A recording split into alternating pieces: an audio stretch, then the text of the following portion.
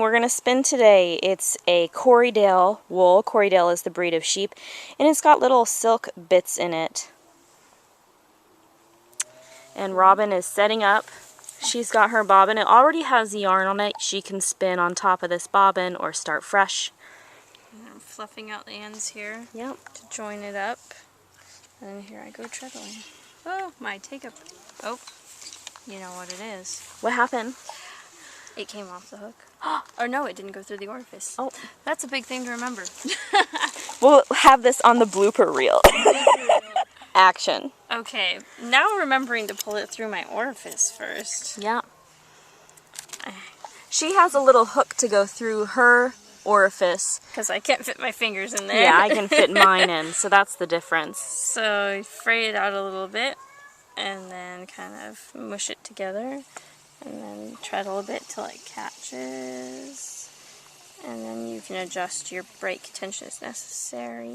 That controls how thick or thin you want it to be if you're a beginner. And how twisted it gets. Yeah, sometimes yeah. It'll get like really over twisted if I don't have it high enough. So there we go.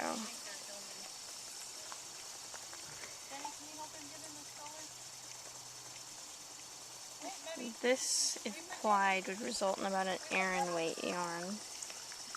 Or bulky maybe. Big maybe. And you can see it's winding on the bobbin. What happens is as it leaves her fingers, Slow down.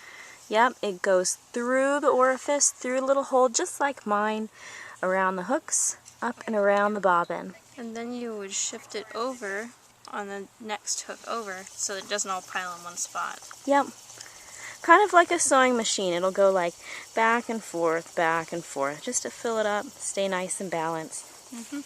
That's cool how yours looks. That's neat. Okay, so my bobbin doesn't have any yarn on it, and I'll show you how to, well, the leader thread you just slip knot around there. And so once it's slip knotted or tied onto it, however you want to do, if you're a beginner, ask a spinner how to do it. If you're experienced, you'll know how.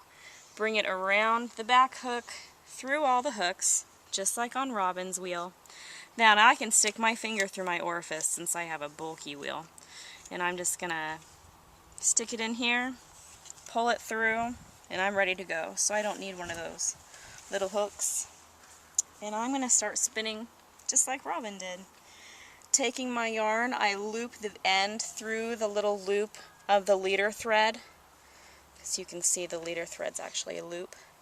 So loop it through, and then start spinning here.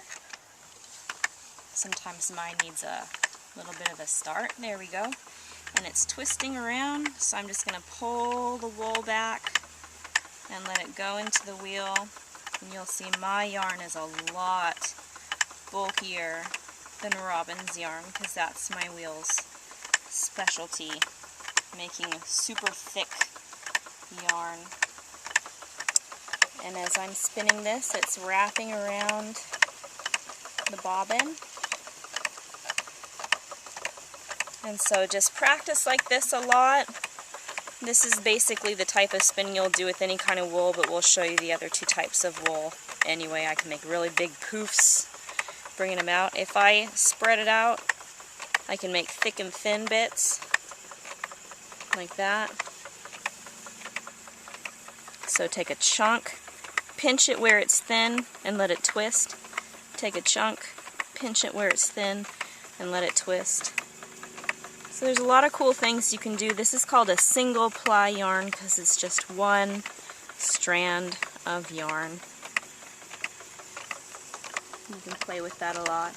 One thing to always remember is when you're spinning, spin in a clockwise direction.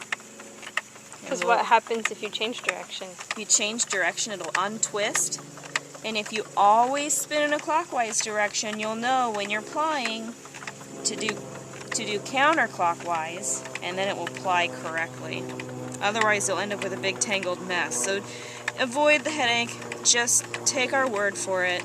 Always spin your singles in a clockwise direction. If you want to know what happens, if you don't, by all means, experiment. It won't look that pretty on the bobbin, that's for sure. No. It'll be a nightmare. Excellent. So that's mine. All right. And that's how you spin roving.